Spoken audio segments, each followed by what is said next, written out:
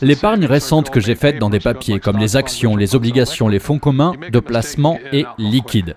Car si vous faites une erreur, vous pouvez entrer et sortir très rapidement si c'est liquide. Le problème avec ces deux-là, c'est que si tu fais une erreur ici, tu ne pourras jamais t'en sortir. Ensuite, il y a l'immobilier. Et la raison pour laquelle j'ai tant d'immobilier, c'est parce que l'immobilier me permet de m'endetter autant que je veux. Et plus je m'endette, plus j'achète de l'immobilier.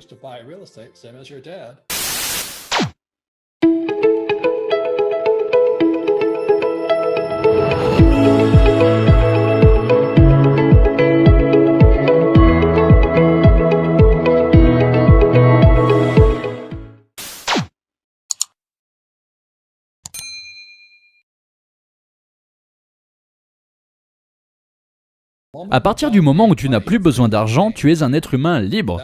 Mais c'est pas ça qu'on t'apprend à l'école. On t'apprend pas l'argent. Alors après, tu deviens un professeur d'école comme mon pauvre père.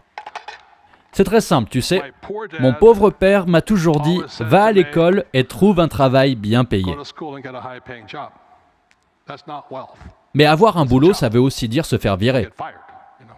Et puis mon père riche dit toujours de travailler pour les actifs. Bref, si je n'économise pas d'argent, c'est parce qu'en 1971, le dollar s'est endetté. Nous achetions tellement de choses au Japon et à l'Allemagne, et tous les autres, et ils ont commencé à encaisser de l'or. Ils ont commencé à dire, on ne veut pas de dollars, on veut de l'or.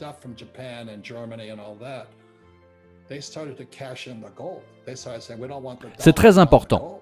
Le diagramme que mon riche père m'a montré quand j'étais un petit garçon était un diagramme connu sous le nom de quadrant de flux de trésorerie. Et le quadrant est composé de 4 personnes différentes qui font partie du monde des affaires. Alors mon père riche a dit, dans le monde des affaires, il y a le E pour employé. Selon lui, on peut toujours savoir qui ils sont grâce à leurs valeurs fondamentales. Que ce soit le président ou le concierge de l'entreprise, ils diront toujours les mêmes mots. Les mots sont « je cherche un emploi sûr, sécurisé, avec des avantages ». C'est ce qui en fait un employé, car nos valeurs fondamentales sont notre sécurité. Il y a donc essentiellement 4 classes d'actifs qui rendent une personne riche. Numéro 1, un business. Les jeunes les plus riches d'aujourd'hui créent des entreprises. Le numéro 2 est l'immobilier. Donc, ce que mon père riche m'a appris, c'est une bonne combinaison d'être un entrepreneur avec un business et un entrepreneur dans l'immobilier. Et c'est par cette combinaison que je ne paie pas d'impôts et que je gagne beaucoup plus d'argent. Cela a donc influencé ma façon de penser quand j'avais ton âge. J'avais à peu près 25 ans et mon pauvre père n'arrêtait pas de me dire qu'il fallait que je retourne à l'école, que j'obtienne un diplôme. Et j'ai dit que je finirais comme lui, que je serais professeur d'école. J'étais fauché. Et il n'a pas aimé cette réponse. Et donc vers 1974, j'ai suivi les traces de mon père riche. Mais aujourd'hui, le marché le plus important est celui des dérivés. Les dérivés sont de faux actifs. Comme un ETF est un dérivé. Une action aussi, c'est un dérivé. C'est un marché énorme. Vous savez maintenant, ils ont même des sortes de dérivés du Bitcoin et tout ça. Mais c'est ridicule. Le prochain grand marché, le prochain énorme marché, c'est la dette. Et puis après, viennent les actions. Un énorme marché pour les actions. Et puis, il y a les entreprises. Les gars les plus riches du monde possédaient des entreprises. C'est pourquoi Elon Musk est milliardaire. C'est pourquoi Bezos est un milliardaire. Ils ne l'ont pas eu en grimpant les échelons de l'entreprise, mais ils ont fait les échelons de l'entreprise. Et là encore, leurs valeurs fondamentales les amènent à utiliser les mêmes mots. À savoir que si vous voulez que ça soit bien fait, faites-le vous-même. Les moyens S sont également en solo. Généralement, une seule personne agit.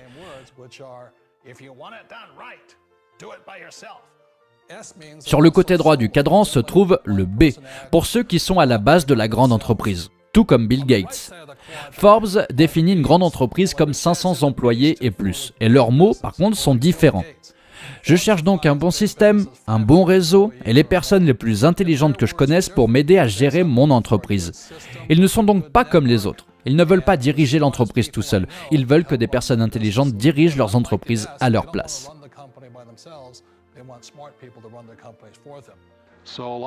Vous savez, beaucoup de gens qui ont une entreprise me disent combien de biens immobiliers avez-vous.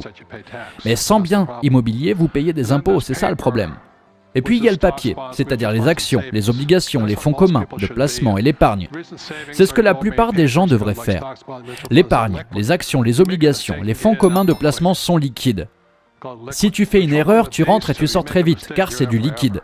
Le problème avec ces deux-là, c'est que si tu fais une erreur, tu n'arriveras pas à t'en sortir. Ensuite, il y a l'immobilier. La raison pour laquelle j'ai tant d'immobilier est que l'immobilier me permet de m'endetter autant que je veux. Et plus je m'endette, plus j'achète de l'immobilier. Et je ne paye pas d'impôts. Et le dernier est celui des produits de base. Et vous savez, c'est pourquoi je possède du pétrole. Quand le prix du pétrole baisse, les gens vendent. Vous perdez de l'argent. Mais non, c'est faux. Parce qu'aux États-Unis, si tu trades sur le pétrole, tu auras de bons avantages fiscaux. Par exemple, je dois investir 1 million dans le pétrole. Je récupère 800 000. Donc j'ai un retour de 80% le premier jour. Le pétrole est donc très, très rentable. C'est pourquoi je n'investis pas dans les actions pétrolières. C'est très différent. Donc, si le pétrole passe à 20 $ le baril, je continue quand même à gagner de l'argent. Et puis le quatrième du cadran est le I. Et le I signifie investisseur. Ce sont des gens qui y ont de l'argent. Ces personnes ont des gens qui travaillent dur pour elles. Et donc la valeur fondamentale de mon pauvre père était d'être un employé. Il veut des promotions sur la sécurité de l'emploi, un salaire régulier et tout ça. Et donc, mon père riche m'a dit, tu sais Robert, si tu veux vraiment être riche, apprends à construire des entreprises. Il était plus logique pour lui de travailler dur, de construire une entreprise, quelque chose qui vous appartient et que vous pouvez transmettre de génération en génération à vos enfants. Alors que mon père pauvre m'a dit de travailler dur. Mon père riche m'a dit, pourquoi travailler dur pour quelque chose que tu ne posséderas pas? Et en plus, tu te fais virer. C'était une différence de valeur. Alors mon père riche m'a suggéré d'apprendre à devenir propriétaire d'une entreprise et d'apprendre à devenir un investisseur. Et c'est l'une des grandes différences de ce côté du cadran. Ces personnes travaillent ici pour la sécurité, ils travaillent pour l'argent. Et de ce côté-ci, la valeur clé qu'ils veulent est la liberté. Ils ne veulent plus avoir à travailler à un poste, ils ne veulent pas avoir à travailler pour le reste de leur vie. C'est donc une véritable éducation financière. Pendant ce temps, les cryptographes s'inquiètent de l'évolution du Bitcoin. Ils ont peur que ça tombe à zéro, car ils ne pourront pas revenir.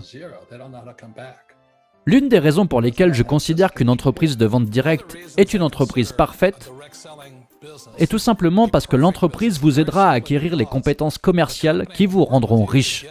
N'oubliez jamais que ce n'est pas l'argent qui vous rend riche. Ce sont des compétences commerciales. Et c'est pourquoi c'est un business parfait et qui va fonctionner.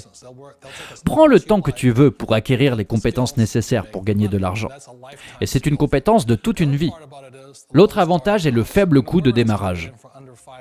Et puis, il y a la nourriture. Tu sais, si tu veux vraiment devenir riche, fais pousser des pommes. Vous pouvez vendre vos pommes. Tu n'as pas besoin d'être aussi intelligent. La première chose que quelqu'un peut construire est une entreprise. Et c'est la chose la plus intelligente que vous pouvez faire. Je ne dis pas qu'il faut acheter de la crypto-monnaie, acheter de l'or. Il faut juste être conscient. Il y a tellement de façons de s'enrichir aujourd'hui.